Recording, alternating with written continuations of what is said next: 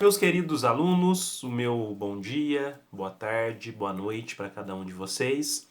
Mais uma semana que nós nos encontramos para esse nosso encontro telepresencial, que não é realmente como todos nós gostaríamos. A situação ela, tem, na medida do possível aí a gente tem tentado retomar as nossas vidas de modo geral, tanto no trabalho, nos estudos ainda está um pouquinho indefinida aí a nossa situação, mas a gente vai tentando se adaptar a essa nova realidade e eu espero que tanto o material quanto os vídeos possa realmente dar um auxílio para vocês. Depois a gente vai debater tudo isso em sala de aula.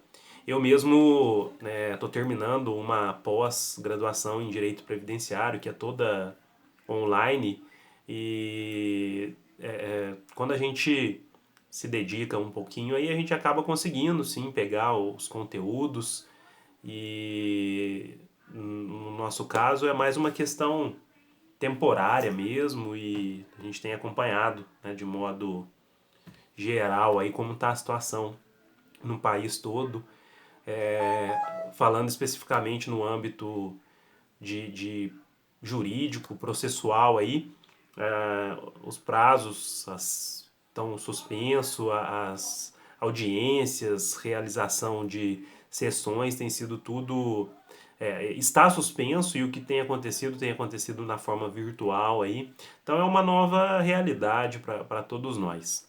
Mas vamos lá, hoje a gente vai falar um pouquinho sobre continuar, né, o nosso estudo. Eu estou até abrindo o material aqui para ir acompanhando para vocês também. E nós vamos continuar o nosso estudo referente à questão do controle de constitucionalidade.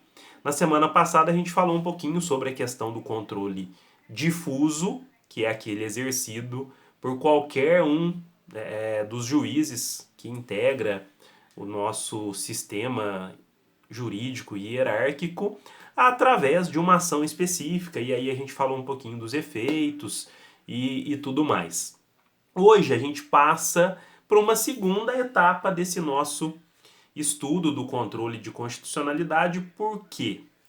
Porque nós temos o controle difuso, que foi aquele que a gente viu na semana passada, mas nós temos também aqui dentro do nosso ordenamento jurídico o que nós chamamos de controle concentrado de constitucionalidade. E aí é interessante porque quando a gente fala em controle, a gente não pode se afastar da ideia que esse controle só é possível em estados que possuem constituição rígida, como a nossa Constituição, justamente para permitir, determinar que a alteração de uma norma constitucional passe por a questão da alteração de uma norma constitucional, ela tenha um rigor muito maior do que uma lei que estaria abaixo da Constituição, no caso uma lei infraconstitucional. E aí o que vem a ser esse controle concentrado de constitucionalidade? Diferentemente do que nós temos no controle difuso, que é aquele que pode ser exercido por qualquer um dos juízes à medida que ele é provocado, e aí a gente tem que sempre ter essa ideia que se a gente está falando de controle de constitucionalidade exercido pelo Poder Judiciário, o Poder Judiciário ele tem que ser sempre provocado para que ele possa então dizer o direito, possa exercer a sua jurisdição através de uma decisão por ele proferida.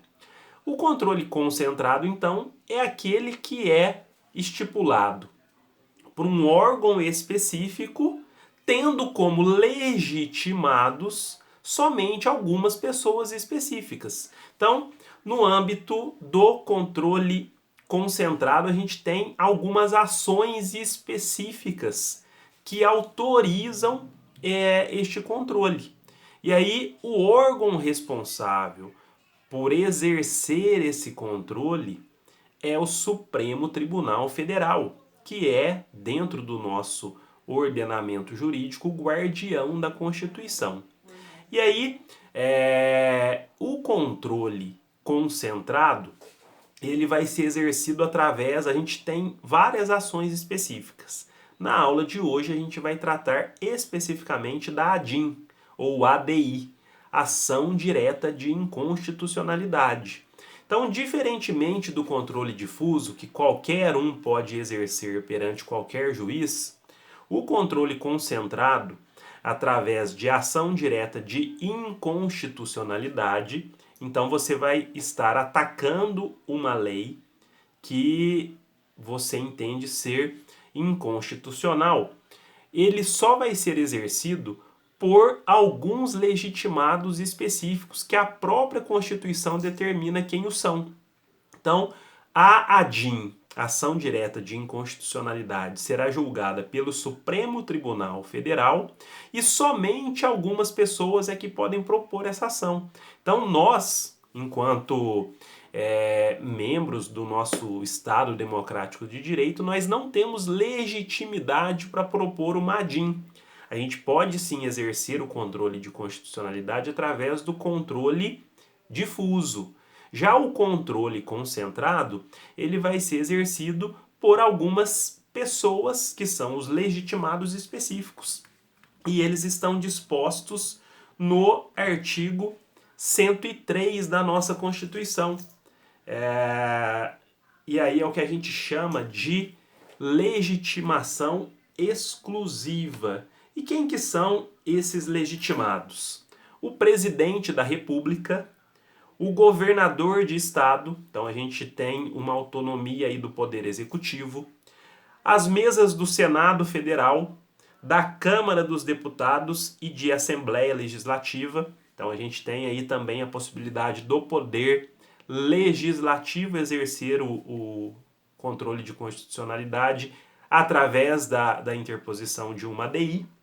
E temos também o Procurador-Geral da República, que é um membro do Ministério Público, o Conselho Federal da Ordem dos Advogados do Brasil, partido político com representação no Congresso Nacional e confederação sindical ou entidade de classe de âmbito nacional, que é uma possibilidade também da sociedade civil, através dos seus órgãos representativos, exercerem então esse controle concentrado de constitucionalidade através da propositura de uma ADIM ou uma ADI. Então a gente nota aqui a primeira diferença entre controle difuso e controle concentrado, que é o que? A gente tem ações específicas no controle concentrado. O julgamento dessa ação específica se dará pelo Supremo Tribunal Federal e somente alguns legitimados específicos também poderão propor essa ação, que foram esses que eu falei para vocês no caso da ação direta de inconstitucionalidade, que é a primeira ação específica do controle concentrado que nós veremos na aula de hoje.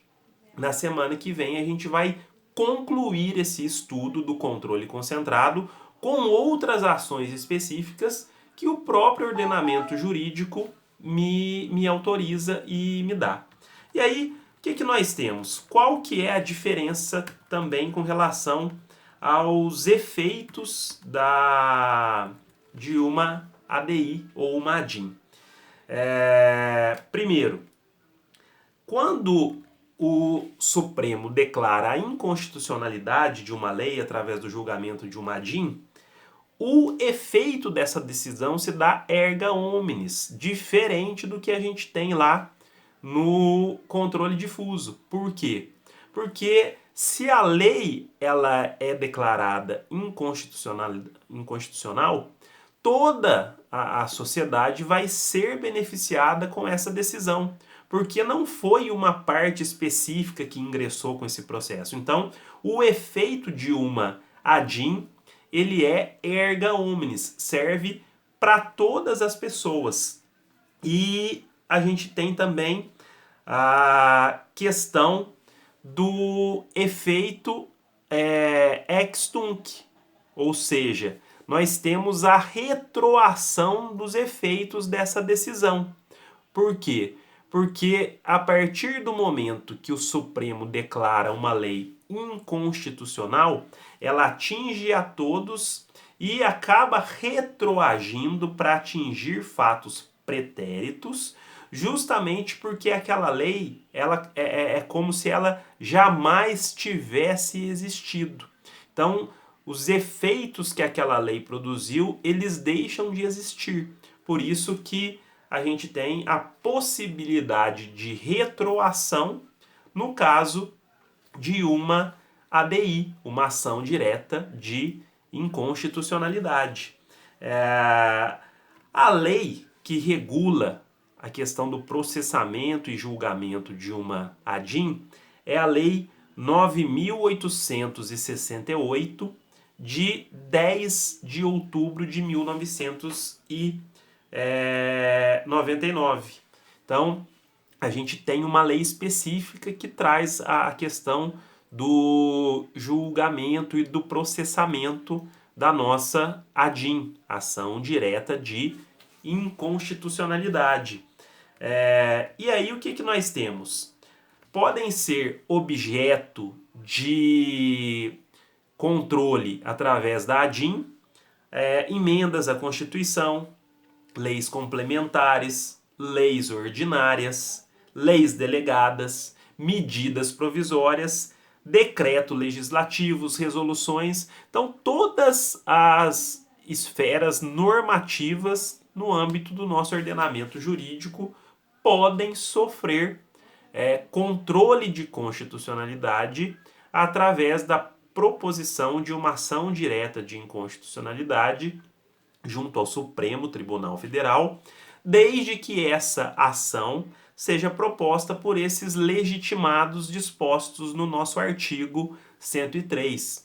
E aí vale lembrar que o artigo 102 da Constituição, lá no inciso 1º, a linha A, ele traz a possibilidade de guarda da Constituição pelo Supremo Tribunal Federal através do julgamento da ação direta de inconstitucionalidade. Para finalizar, uma questão bem particular aqui, que é o quê? Em algumas situações da ADIM, se o julgamento ele for por maioria de 2/3 dos membros do Supremo Tribunal Federal, a gente tem o que a gente chama de modulação dos efeitos da decisão, que é quando, se o julgamento for feito por 2/3 dos membros do Supremo, a gente tem a possibilidade do Supremo, ao declarar a inconstitucionalidade de uma lei, modular os seus efeitos da decisão no sentido de não retroação dos efeitos dessa decisão, bem como a partir de quando essa lei deixaria de existir dentro do nosso ordenamento jurídico.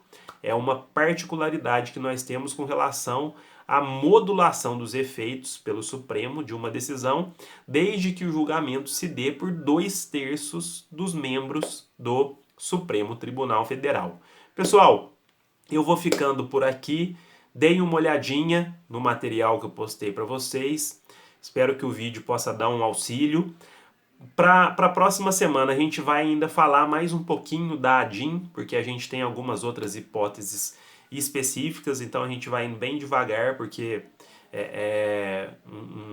uma parte da nossa matéria que é bem importante. E aí a gente conclui depois vendo as outras ações específicas que nós temos, que é a DECOM, Ação Declaratória de Constitucionalidade, e a ADPF, que é a Arguição de Descumprimento de Preceito Fundamental. Perfeito? Na aula da próxima semana a gente entra mais profundamente nesses tópicos, mas só a título de curiosidade. O mais comum mesmo é a gente ver a ADIM, que é a ação direta de inconstitucionalidade, por isso que a gente vai abordá-la em 2 aulas desse nosso tópico aqui.